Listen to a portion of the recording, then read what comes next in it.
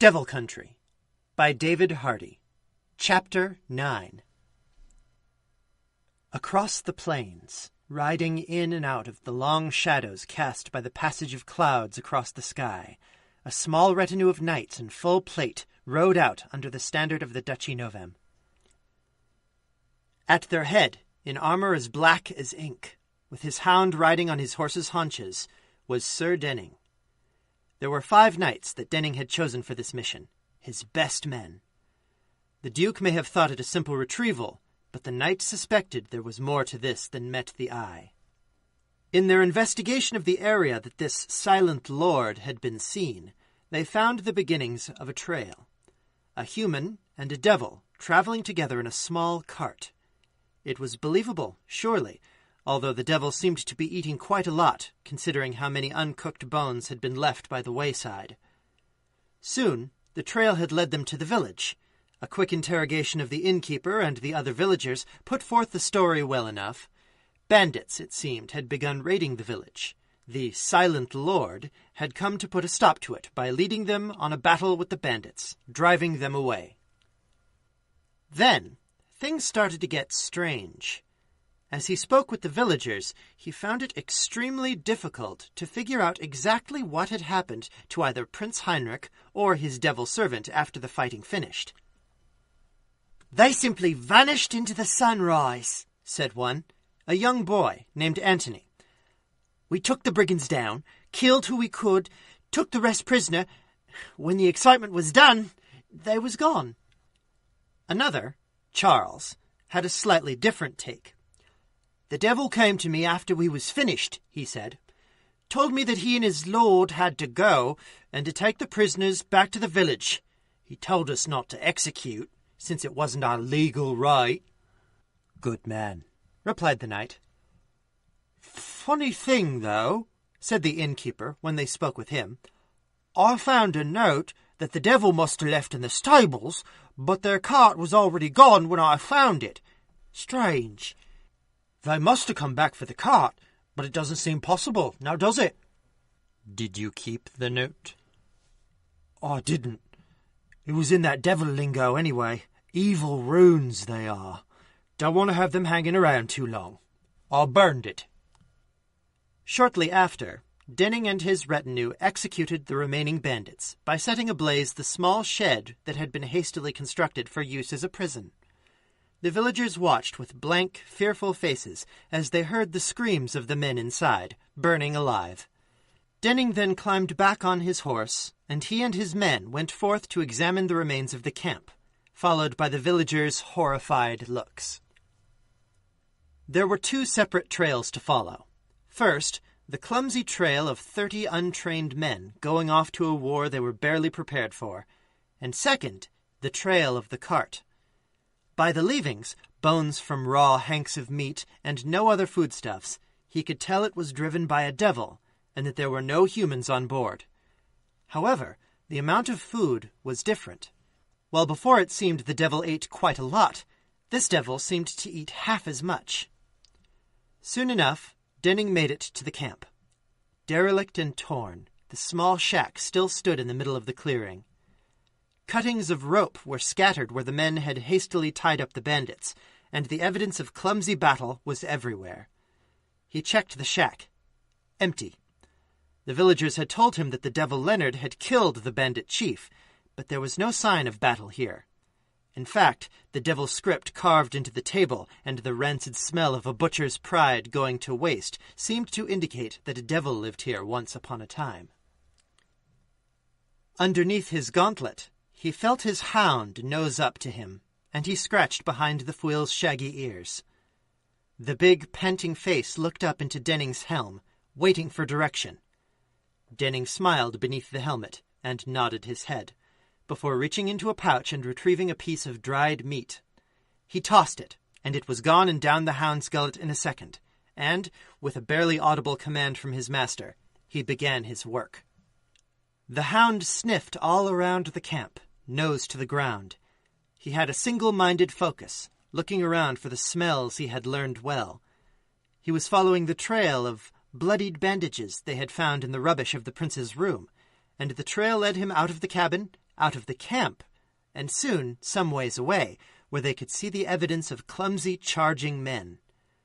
The hound put his nose to the ground anew, circling the area carefully, and came back to one spot in particular. Once he was finished, he sat and barked once, a full-voiced bay which shook Denning's armor. He got a treat, and then Denning knelt over what he'd found. The men were soon gathered around the spot, summoned by Denning's hound. They were close enough to see, but not close enough to disturb what they had found. It seemed to be the site of a flanking party, set to attack from behind and surprise the bandits who were busy with the main frontal assault. They had found a single sword upon the ground, unbloodied and surrounded by devil tracks. Nearby was a scrap of fabric, colored with expensive purple dyes, the mark of nobility. "He was betrayed," said Denning. "It is all clear now.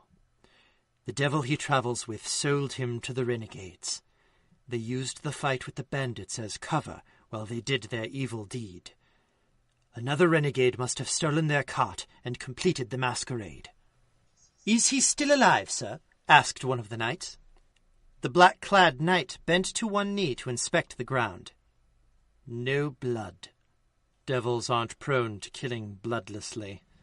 He must have been taken prisoner." Nothing more need be said. Wordlessly, the knights remounted and began to follow the path of the cart driven by the mysterious devil who had apparently collaborated with the traitorous Leonard. Meanwhile, as the knights followed the rapidly cooling trail of the cart, Leonard walked in silence and penance. Panic had swept through his frame at first, only to be replaced by a haunting dread, which deepened with every step he took. He felt pulled in two directions. A few times in his long walk across the plains towards the north, he would pause, wondering whether he should turn back, forget the prince, and go back to find his son. There was no reason he should help this man, after all. He was just like all the other men Leonard had ever known, and would not have done the same for him.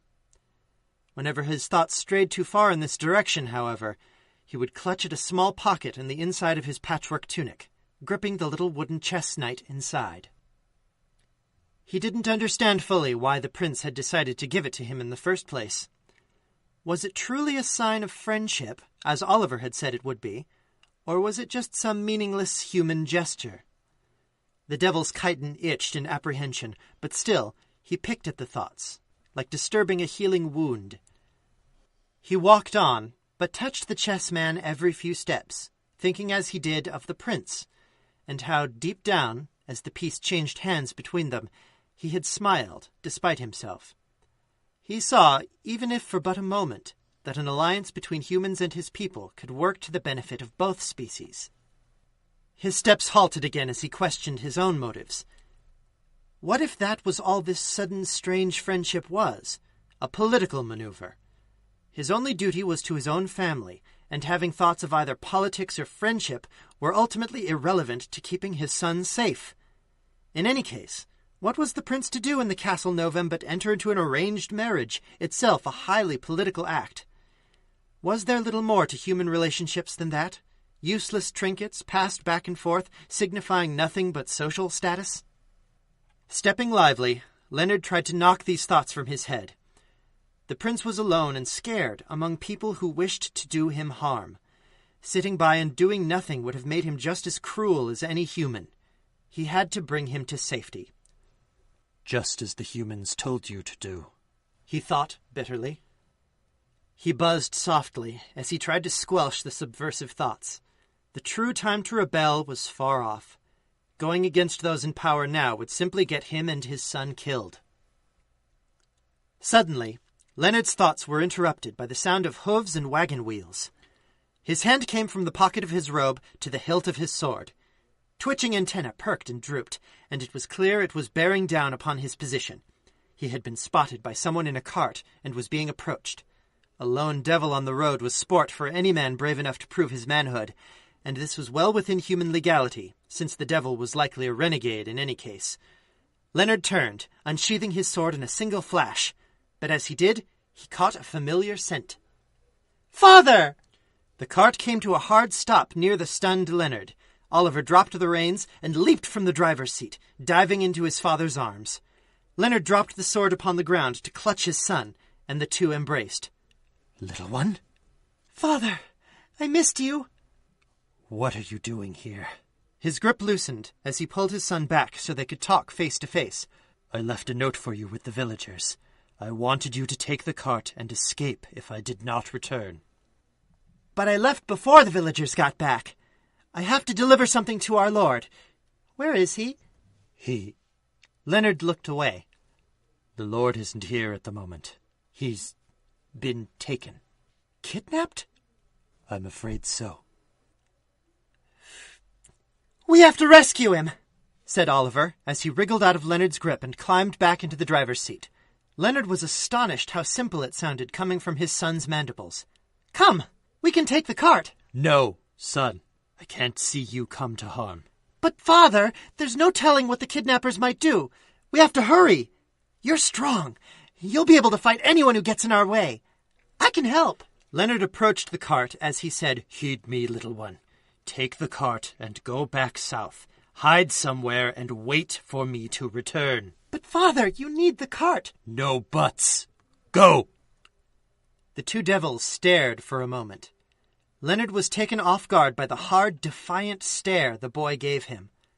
Then the boy's hand simply moved to his pocket and withdrew a small white bone. "It's his scrimshaw, Father. He needs it back. Can't I come and give it back to him? He needs it to woo his lover."